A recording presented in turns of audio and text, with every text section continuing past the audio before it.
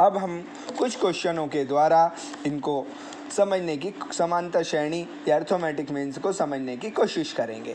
Question first, find the common difference 7531 -3 और AP, अर्थात समांतर श्रेणी 1 7 5 3 1 -1 -3 का सर्वांतर ज्ञात कीजिए।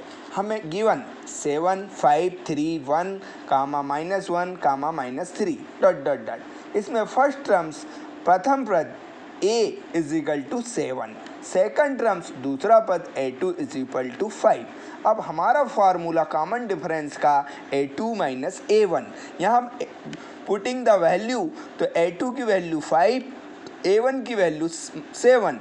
जब 5 में से -7 करते हैं तो हमें -2 प्राप्त होता है, जो कॉमन डिफरेंस कहलाता है। सेकंड क्वेश्चन को हम देखते हैं कि फाइंड द फर्स्ट 4 टर्म्स और AP, दी गई AP के प्रथम 4 पद हमको यहाँ ज्ञात करना है, जबकि हमको उसने a = 10 दिया है और d = 4 दिया है, और सेकंड क्वेश्चन में a = -1 है और d = 1/2 है।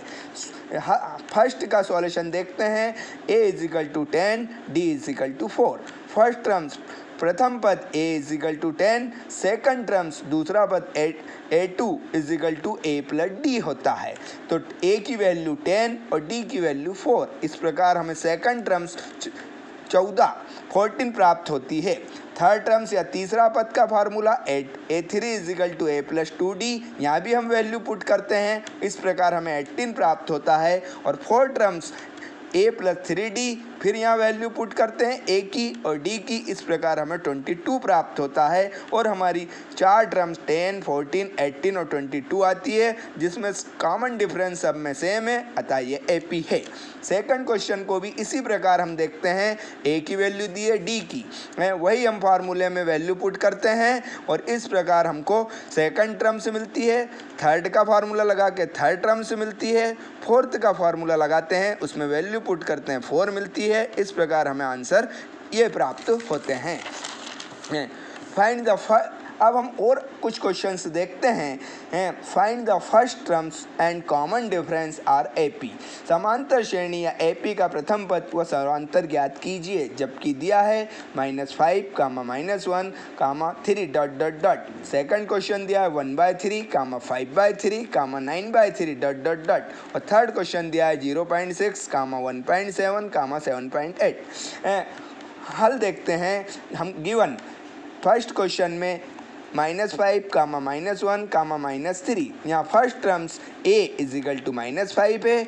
अब कॉमन डिफरेंस के फार्मूले को लगाते हैं a2 - a1, सेकंड में से फर्स्ट को माइनस करते हैं, तो यहाँ वैल्यू पुट करने पे -1 -5 प्लस, इस प्रकार कॉमन डिफरेंस 4 प्राप्त होता है। ये हमारे दोनों उत्तर हो जाते हैं। ऐसे ही सेकंड क्वेश्चन में हम देखते हैं, फर्स्ट टर्म्स और कॉमन डिफरेंस का फार्मूला लगा के जब वैल्यू पुट करते हैं तो हमें 4/3 प्राप्त होता है।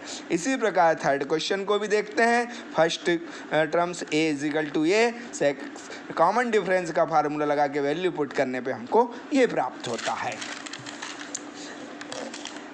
और कुछ क्वेश्चंस आगे देखते हैं कि which of the those following are in AP and in if any one is an AP, then find the common difference and next 3 terms।